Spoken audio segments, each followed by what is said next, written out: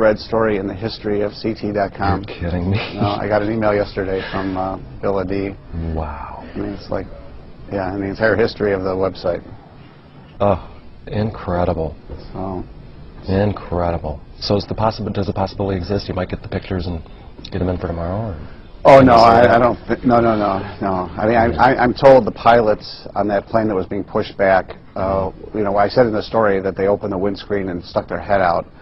Now I'm being told that one of them had a digital camera and snapped some pictures. Wow. So United is not playing ball with me, and FAA have expanded my FOIA to include the flight plan, which might include the pilots' names. And I'm trying to work with the union as well. Are they still going by weather phenomenon? FAA, you know, pretty much because of the federal holiday, I haven't talked to them that much. But yeah, they haven't changed their story, and I've just heard from other people, you know, since then that you know that explanation just doesn't wash. And they haven't gone out of their way to say anything otherwise so far. No, I mean they say, you know, it was November 7th. They're moving on. They're just doing their daily thing. Well, I tell you what, all the people who saw it must be feeling a little validated right about now, huh? Oh yeah, and I'm getting tons of emails from other people who outside the airport as well as at O'Hare, really? Who also either cited that same object or saw the hole in the sky and said, "What is that?" Wow. Okay, so what did it look like again to the folks who saw it? It was a saucer-like object it was hovering over the United terminal, right? Yeah, directly over gate C-17. And it was stationary in the sky, dark gray metallic, you know, like I say, saucer-shaped, no lights, and it was there for some minutes. And then when it disappeared, it just streaked through the clouds with such energy that it broke a big blue hole in the overcast, and the hole remained there for several minutes until the wind drifted and pushed the clouds back together. So the blue was the sky.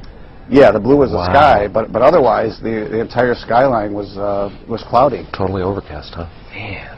So you know, it's nothing. An airplane just doesn't react like that. It does. It slices through, and it doesn't disturb the atmosphere. Man.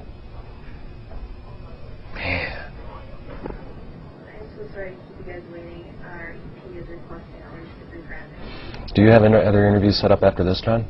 Yeah, I'm going back on a radio station, a couple of radio stations this afternoon, and then Headline News has a show I'm doing at 3 o'clock. Okay. Ooh, I'll have to watch if I'm... Yeah, we'll have to set by then. Okay, Australia, what other international? Oh my God! I mean, all over Europe. Oh my gosh! You know, hearing from people, you know, Ireland, they say, you know, we heard about what's happening at O'Hare. You're kidding. I mean, which O'Hare? I mean, just as well as serious, you know, researchers at major U.S. universities who've attempted to do their own investigations, and when they go to the government to try to get information, they get stonewalled. So there really is this universal feeling that the government knows a lot more than it's willing to tell. Oh, man. Okay.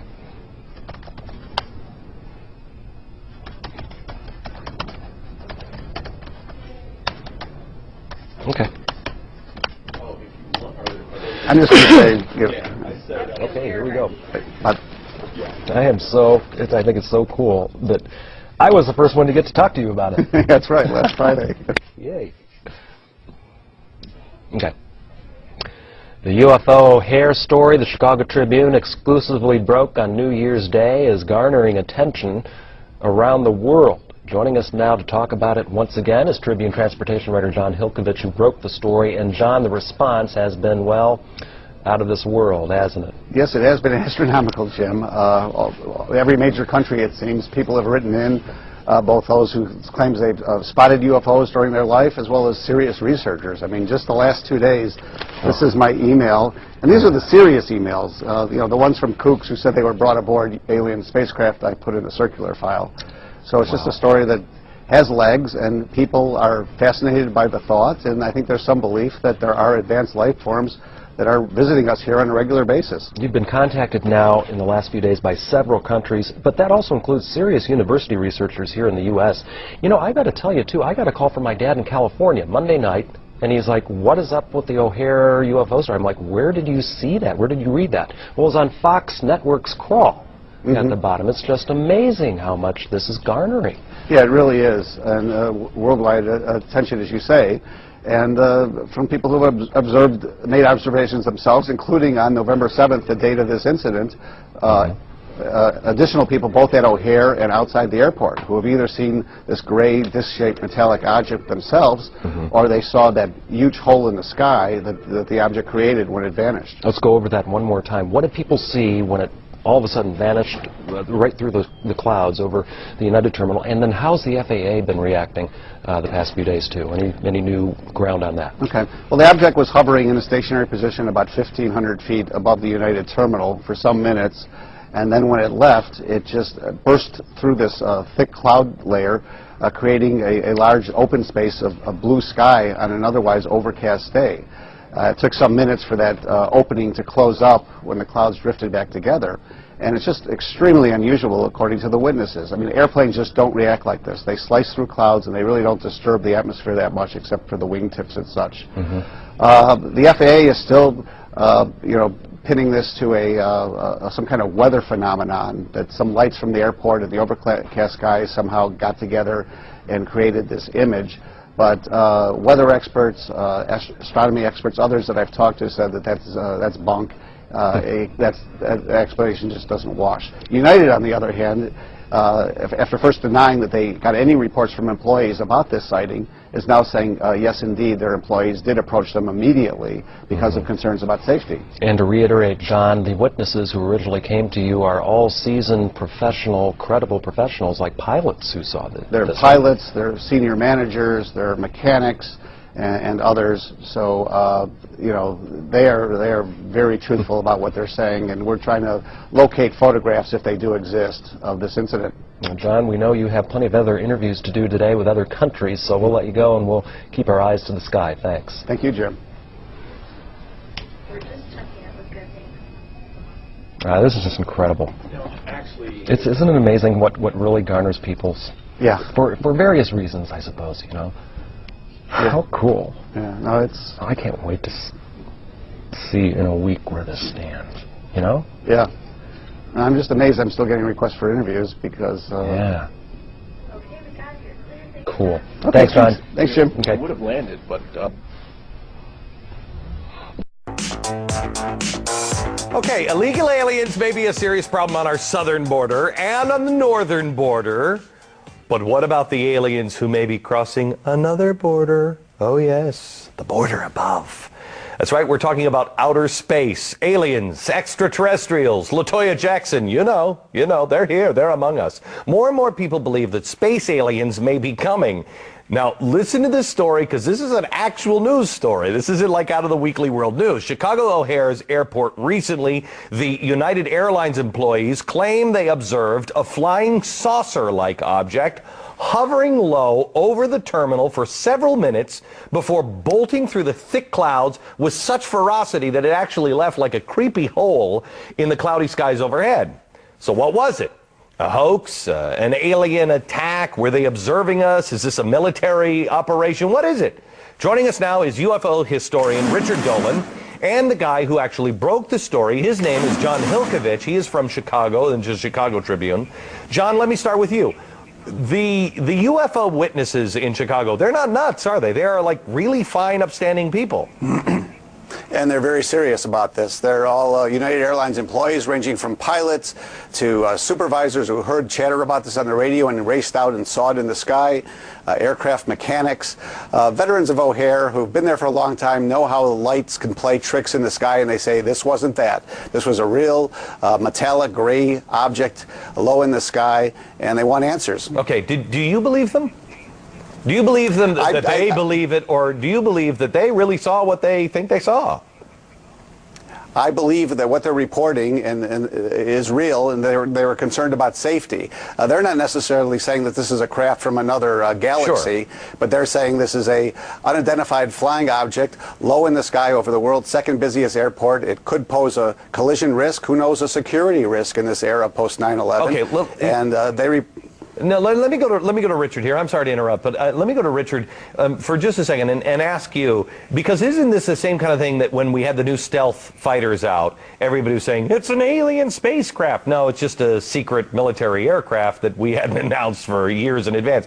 Is there a possibility that you think that this is just some sort of military aircraft that we haven't released, that we have? Sure, anything's possible, Glenn, but if you want to go that route, then I think what you need to do, to be honest about it, is go back through the decades and indeed generations of reports that we've collected of these types of objects that people have been seeing. And let me just add that this is a phenomenon that not simply civilian people have been dealing with, but U.S. military personnel have been encountering what appear to be UFOs. I don't know what else you would call them. Objects that military pilots have frequently said are disc-shaped, that look exotic, that behave in unusual ways, and that have violated sensitive airspace time and again for many, many years. So if this is a secret covert project, as many people have speculated, it seems to be going on in a rather confrontational, provocative way, and that really doesn't have any explanation. All right, so John, you think that this is, there was some sort of a cover-up. At least the FAA was not real honest with you when you first asked, right? Well, yeah, I went to the FAA and they said they have no reports of this at all. I put them a Freedom of Information Act request, and then they got back to me several days later saying that in reviewing the communication tapes at O'Hare, they did come across chatter involving this object, and that a United supervisor contacted the FAA manager in the tower and asked if the controllers had seen anything unusual. Also, United Airlines told me that they had no reports of this, even though the fact is that they were interviewing up to a dozen employees who reported observing this, asking them to write reports, draw pictures. After my story broke on Monday, United said, well, yes, we have been talking to these employees. Okay, so Richard, why would United, why would the give me an explanation of why these guys would be hiding this stuff? Well, I mean, one reason just might be that they're embarrassed to come out and say that, oh yeah, you know, we've got this UFO hanging out over O'Hare and we don't know what to do about it. Let's face it, if you're running a large corporation or a bureaucracy, the last thing you want to do is stick your neck out on an issue like this. And so it doesn't surprise me at all. And in fact, this is, again, part of a long history. FAA as well has not always been forthcoming over many, many alleged cases. Witnesses have seen these very bizarre things for years and years, and it's very tough to get a straight answer out of a lot of government agencies or other corporate bodies. All right, but then John, let me go back to you and ask, I mean, geez, I saw Saddam Hussein hung with a cell phone camera. How come there's no pictures? Are there pictures? Is there video? Is there anything? Here it is over Chicago and O'Hare Airport. How come we don't see any visuals? Well, pictures haven't emerged yet, but I'm told that the flight crew that was being pushed back, one of the pilots did open the windscreen, look out, did identify this object, and he had a digital camera. He may have taken some pictures. We're also hearing other reports that there may be photographs from camera phones and such, that United Airlines may be aware of this, and I'm working, believe me, to find these witnesses. Okay, if anybody has information on those witnesses, how do they get a hold of you? Jay Hilkovich at ChicagoTribune.com. Yeah, I mean, if you got pictures, man, send them in, because I'd like to see them too. Thank you so much, guys. Yeah, appreciate it. Now, let's check in with Nancy.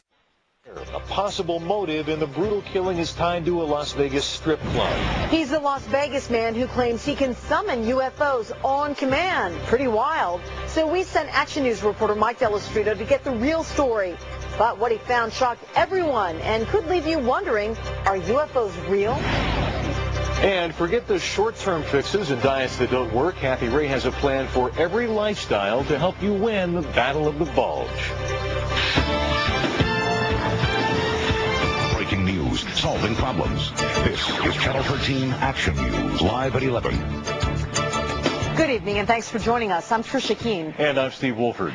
Well, let's take another trip back into the realm of paranormal tonight. Last night we had ghost hunters, now UFOs. That's right, and there is a Las Vegas guy making an extraordinary claim about extraterrestrials. So we sent Action News reporter Mike Delastrito to check it out. Mike? All right, guys, just listen up here. This guy says the Old Testament, written in Hebrew, taught him how to summon UFOs. All right, he says he can also do this on command, and he adds he's been doing it for 25 years, keeping all of it secret until now.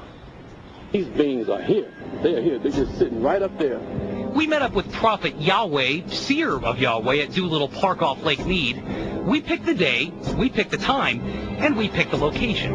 Everyone's going to think you're absolutely nuts. Well, I thought I was absolutely nuts.